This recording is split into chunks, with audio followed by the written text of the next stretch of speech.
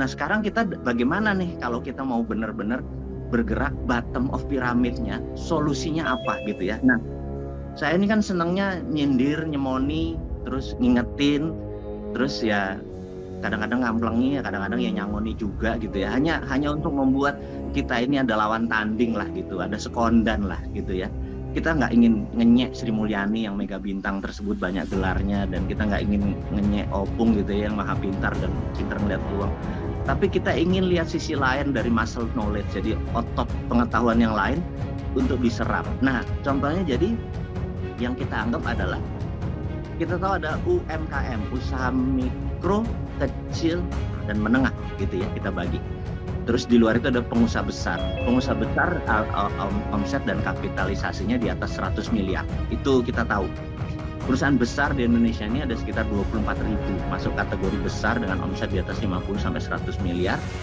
Dan yang 600 itu listing di pabrik.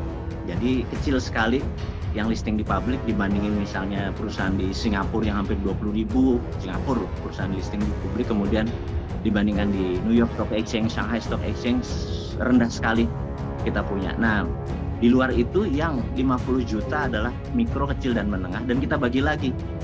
Mikro adalah U Corporation, dia dengan dirinya single, kemudian perusahaan kecil itu punya 1 atau 2 asisten yang membantu, belum tentu pegawai.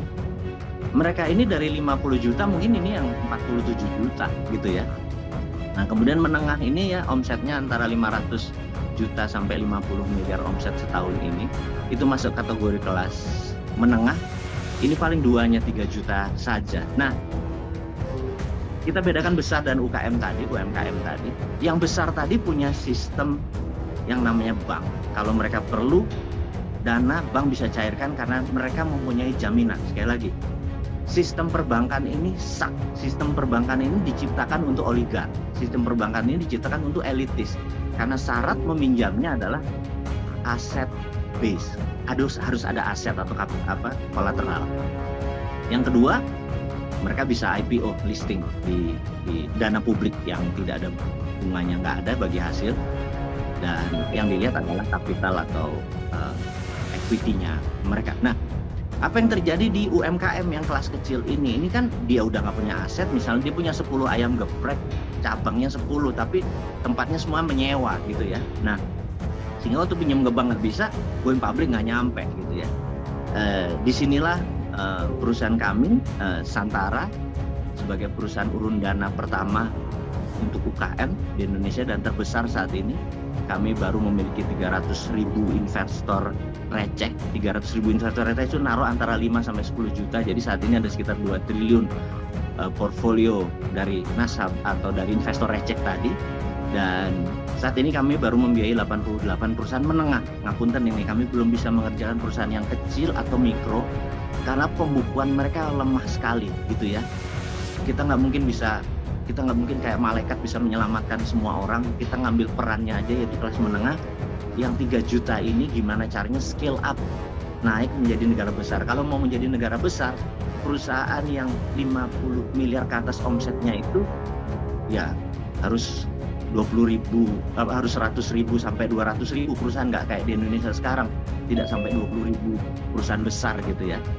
Jadi yang ini kita naikkan. Nah dengan Santara ini kita berharap teman-teman di ITB-AD, kalau Anda memerlukan funding atau dana dan perusahaan Anda sudah jalan kira-kira setahun omsetnya, memerlukan dana tidak lebih 10 miliar, portfolio ini mungkin kita bisa kerjasama. Dan di sini yang kita lakukan adalah kita punya ekonomi itu bukan kapitalisme, liberalisme, tapi tadi ekonomi Pancasila, gotong royong, urun dana, sirkah, bagi hasil dengan kekuatan bottom piramid, kekuatannya dari bawah untuk bawah gitu.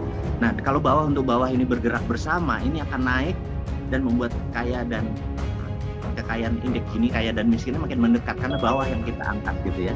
Karena susah yang atas diturunin, susah, bukan tidak mungkin, susah. Nah itu solusi dari saya pribadi adalah kami membuat Santara, dan kita berharap bergandengan dengan Muhammadiyah, bergandengan dengan ITB-AD untuk mengangkat yang dari bawah ke atas gitu ya.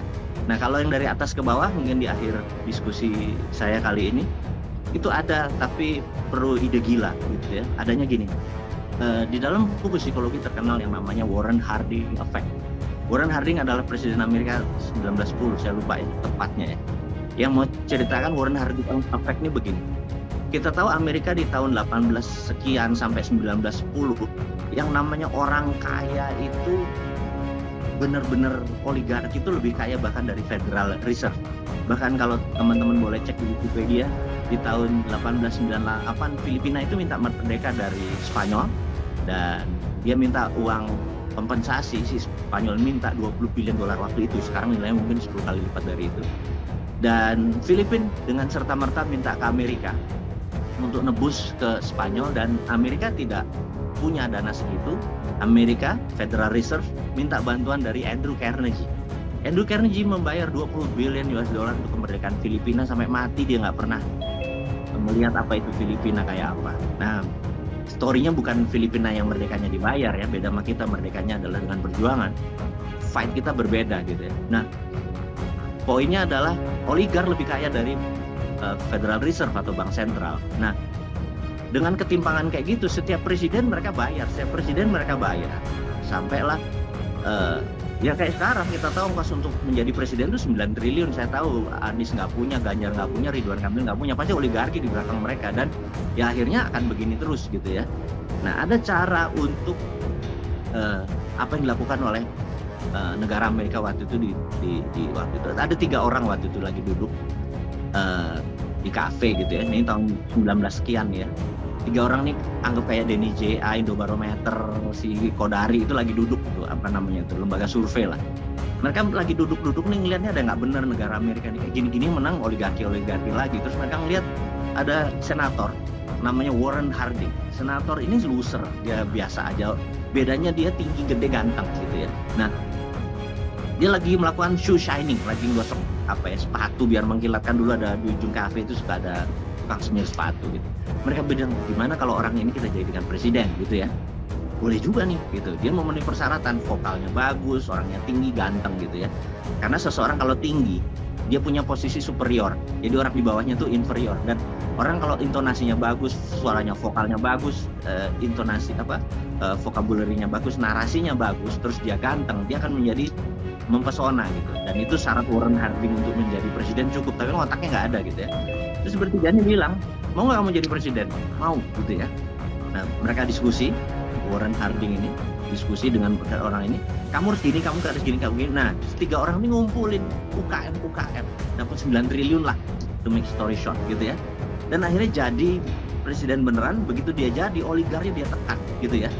Dia tekan, chaos Amerika sampai tahun 1930 sampai akhirnya krisis ekonomi, karena oligarki ditekan terus dengan pajak, dengan aturan segala macam, karena untuk bantu yang bawah.